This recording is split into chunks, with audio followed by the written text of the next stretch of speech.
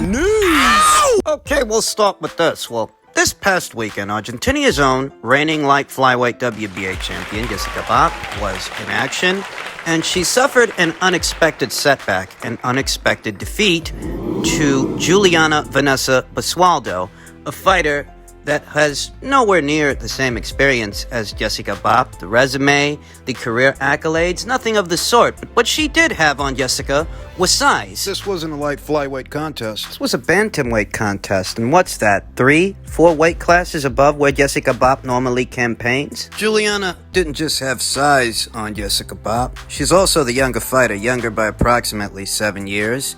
Activity as well.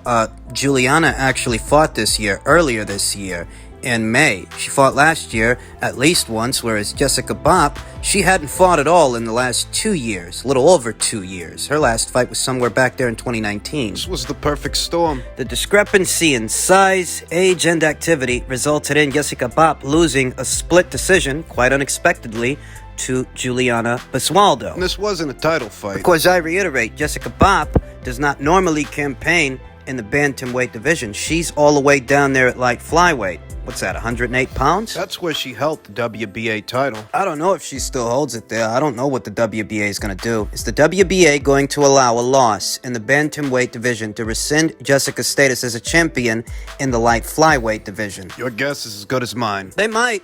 That's what they did to Guillermo Vergandiao when he climbed up there to 130 pounds to lock horns with Vasyl Lomachenko. Guillermo Vergandiao was the reigning WBA champion in the super bantamweight division. He moved up in weight, challenged Vasyl Lomachenko, lost the fight, quit on his stool, and he was stripped of the WBA title afterwards. At 122 pounds. Similar logic may be applied to Jessica Bopp's situation moving forward. No, her last fight wasn't at light flyweight. It was at bantamweight, though all the same, she is coming off a loss, and the WBA might use that as a precedence to strip her of the title. There was an obvious discrepancy in size. No, I don't think that Juliana Basualga is anywhere near as skilled as Jessica Bopp, but what she is bigger, younger, and she has been more active the last 2 years.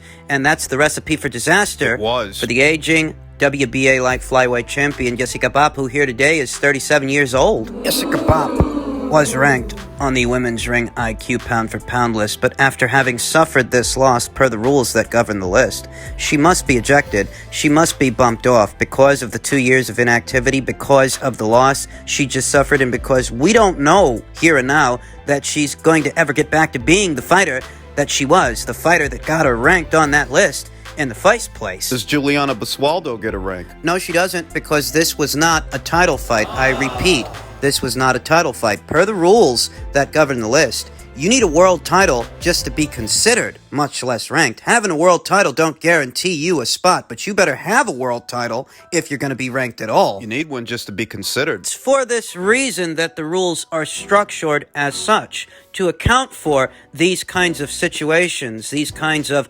unexpected events, to where what is otherwise an elite-level fighter finds themselves suffering a loss under unique circumstances. These circumstances are unique. It's not that Juliana Basualga is a more skilled or a more decorated fighter than Jessica Tutti Bopp. It's that she's a bigger fighter, a younger fighter, and a more active fighter. Though not necessarily more skilled. And that's what the pound-for-pound list attempts to gauge. That's what the pound-for-pound list is all about. Skill. Jessica saw herself losing ground on the Ring IQ women's pound-for-pound list due to inactivity. And now, based on the rules that govern the list, that no fighter coming right off a loss is allowed to maintain a spot. Because we don't know if this fighter's an elite fighter anymore. And until they get themselves back in the winner's bracket to prove that they've still got it, we won't know. Based on the rules that govern the list, Jessica Tutti Bopp loses her... She's going to get bumped off the number 7 spot on the list. That's the way it goes. Perhaps she will return to the light flyweight division. If she's still a champion, perhaps she'll rack up a title defense, and that'll be enough to get her considered for reintegration. Though until such a time as that happens, she cannot maintain a spot on this list, and another worthy champion will be up for consideration very soon. Who that champion will be, I don't know. Maybe it could be a unified champion at super middleweight, Aline Cedar-Ruz, or Franchon Cruz, or somebody else. One potential candidate that almost immediately comes to mind is the winner of Mayer versus Hamadouche. The winner of that fight will be more than worthy to be integrated into this list. If it's Michaela Mayer, that will be the second world champion that she's beaten in her pro career. She beat Eva Brutnicka for the WBO, and if she beats Maiva Hamadouche, that's for the IBF. That's 2 more active reigning world champions than Franchon Cruz has defeated, and at least 1 more champion than Eline Cedar-Rose has defeated. Yeah, because she only beat 1. Alicia Napoleon for the WBA. If the shoe's on the other foot, it's Maiva Hamadouche that wins the fight. Well, she still gets integrated into the list on the strength of her reign as a champion, her overall number of title defenses, and having unseated a reigning champion in Michaela Mayer, thereby unifying those 2 world titles. But as far as Jessica, she's out. She's out for the time being, and there's a chance that she could rebound. There's a chance that she could get back in the winner's bracket. But in this particular situation, it seems that Father Time and other outlying circumstances have caught up to her. And now she must rebound. She must work through them. This doesn't have to be the end. When Daniela Bermudez beat Bobby Juarez years ago, Bobby rebounded and she went on some run, some hell of a run afterwards. It was years before she lost another fight. That fight was the Yuli Hangaluna fight of last year. Perhaps the same thing will happen with Jessica. You know, this reminds me of the situation with her countrywoman, Deborah Dionysius, also of Argentina. Deborah took in a tune-up fight en route to what was supposed to be a Dina Thorsland fight, and in that tune-up fight, she lost the goddamn fight. Never made it to the Thorsland fight. You think about Jessica, and that's what this was. This was supposed to be a tune-up fight, a shaking off the cobwebs fight of sorts. That's why it wasn't for a world title. That's why it wasn't a defense, an official defense of Jessica's WBA light flyweight title. These things happen. The size of Juliana Basualga, tack on age and inactivity for Jessica, and this is what we got. I hope that she can rebound, and if I'm being honest, I think she can. In other news, I'm sure most of you have heard by now, Anthony Joshua's landmark decision to ink a career-long promotional pact with Eddie Hearns. We've built some great foundations over the years, and I appreciate Matchroom, the company, the team, the family business, said Joshua. That's kind of what drew me towards you guys as well, the integrity that the Hearns have when it comes to boxing and business. I've felt comfortable during my years as a boxer, and I always felt that the business outside of sport is harder than the actual fighting due to the history and some of the problems that some fighters have had. So to be with Matchroom Sport has been a blessing for myself, my family, and my team. Outside of that, what Matchroom Sport have done is created an environment for boxing fans. The shows that we have managed to put on have been phenomenal. When I walk out to fight, I look around and I'm like, mate, this is unbelievable. When AJ and I met in the Matchroom HQ 8 years ago, we had a vision and a dream that we shared together, said Matchroom Sport Chairman Eddie Hearns. There is something quite special about sharing a journey together from the professional debut to the day the gloves are hung up, but it takes a huge amount of belief and an unwavering loyalty. Over those 8 years, AJ has been the face of British boxing, inspiring a new generation and audience to the sport we love. The partnership between Matchroom, Anthony Joshua, and 25-8 Management has been fantastic since day one, said 25-8 Management Managing Director Freddie Cunningham. Together, we have all worked hand in hand to break records and sell out iconic venues all over the world. Matchroom have been a key component in helping give Anthony the platform to hit the pinnacle of this sport, and we are excited to embark on the next part of the journey and make more history together. The deal has been a while in the making, so we are really pleased to have it signed and sealed before another huge fight on Saturday night. This is the fourth and final promotional agreement we have signed together, and I am honored that AJ has confirmed his future with Matchroom.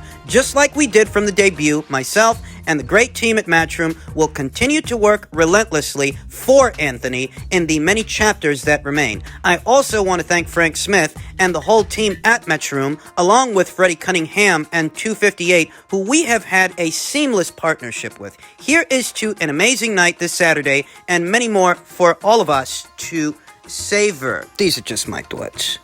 It's too soon to know where this is going to go. It's too soon to know if we can interpret this as being good, as being bad. It's too soon, because this Saturday night, there's a guy that wants to upset the apple cart for Anthony Joshua, and a lot of people think he has a genuine chance of doing that. Thus, We have to see how this ages. ahead of this Saturday's big fight, Alexander Usyk says, we'll probably find out in the first round which will prevail, power or skill. There's a lot of people who don't know, see, or understand. The old saying goes, a good big man beats an equally good little man.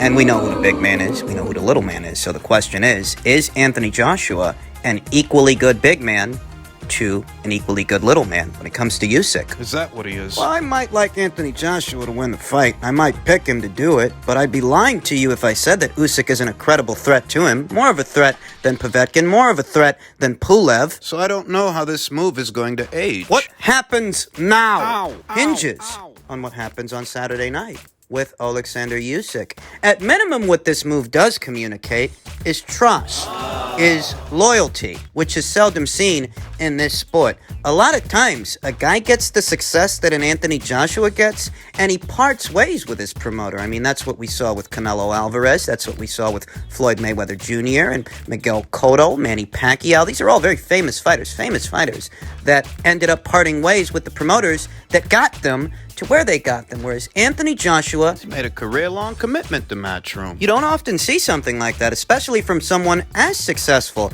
as an Anthony Joshua. Usually what a fighter does in a situation like that is go into business for themselves. Anthony Joshua trusts Eddie Hearn and Matchroom enough with the rest of his career. He's staying. Whatever it is, however long it lasts. And that's saying something about how they do business over there at Matchroom, because you don't often see that in this sport. A career-long commitment. No, we see fighters part ways with their promoters all the time. Various levels of success or the lack thereof. Sometimes the splits are amicable, sometimes they're not. But it's common. More often than not, the fighter, especially when they're successful, they change their decorum. Canelo Alvarez did, and he sought refuge For a time. with Matchroom. Matchroom, who he still has a good relationship with. Might go back to once this fight is over. We'll see.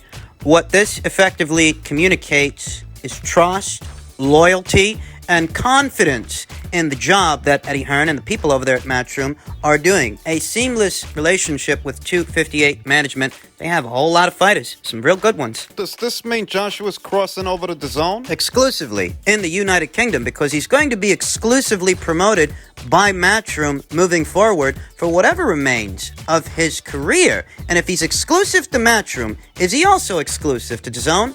We don't have those answers here and now. This fight this weekend is set to be the last remaining fight of Anthony Joshua's under the current Sky Sports contract. What he does after that, Your guess is as good as mine. there are virtues, there are benefits to staying in bed with Sky Sports in the United Kingdom. There are also virtues and benefits to jumping into bed with DAZN in the UK, going all in. I don't know what he's going to do once that fight is over. And he as a fighter, he as a defending champion, cannot be presumptuous enough to let those particulars and those details distract him from the task at hand. He's got to make it through Alexander Usyk first before any of that is up for debate, up for discussion. It's not a foregone conclusion that he does. There's a lot riding on this weekend's fight. I'm looking forward to seeing it. I'm just gonna say something. You're not on my level, and you will see. November 6th. You're not gonna find out. I promise you. Thank you. Thank you, everybody. See you November 6th.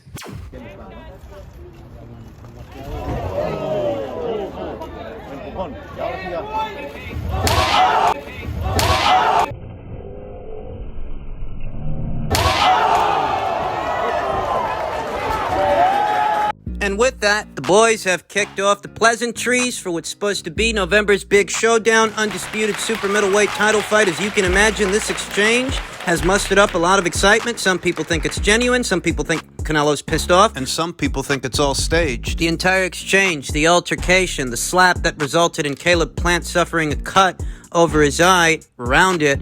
I don't know. I mean, that cut looks real enough, and I think that's Why would they stage it? to garner excitement. Pre-fight build-up. Perhaps Caleb will suffer an injury that allows them to move off of that November date, since there just so happens to be a big UFC pay-per-view happening that same day. That cut looks real enough. And that seems a little bit hard to manufacture for me. It's entirely possible that it looks the way that it looks because it's genuine. Canelo Alvarez has competed at this level for a long time, And Caleb Plant's been shooting off at the mouth quite a bit. Caleb Plant, who hasn't competed at this level. Ever. From Mike Lee to Vincent Farfendugan to Caleb Truax to Canelo Alvarez. That's quite a leap.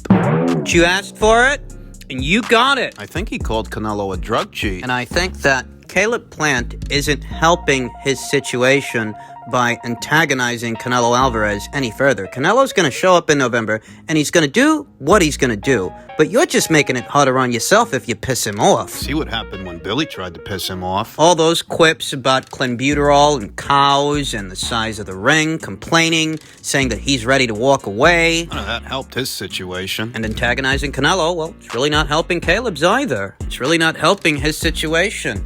Andre Ward might be giving Caleb Plant, his buddy, vote of confidence, and he might be putting a battery in that guy's back. Leonard Ellaby is too. But backing your buddy or towing the company line, that's no substitute for an actual prediction, actual analysis as to what's going to happen when Canelo and Caleb Plant meet in the ring. What are these guys trying to get? And these PBC shows might want to sit in a circle jerk and make each other feel better that, Canelo Alvarez might very soon be in possession of all the belts. Canelo, who's a network and promotional free agent, no strings attached to the PBC, at least not yet. And they might want to blow smoke up each other's asses about this fight. I think Caleb's in over his head. He's essentially skipped a step. Oh, you may be a world champion. You might have beat Jose Usyk for the IBF title, but since then, who have you fought? What's your quality of competition look like since then? There's no faking the funk and no substitute for experience, actual experience at this level. And when it comes to experience being the best teacher, Canelo's got buckets of it. Buckets. It's not a knock on Caleb Plant. I don't think that Caleb Plant is a bad fighter. Well, he's a good fighter. He's a good fighter. But Canelo Alvarez has proven to be a great fighter. Perhaps this era's greatest Or fighter. at least one of them. You've pissed him off. That was smart.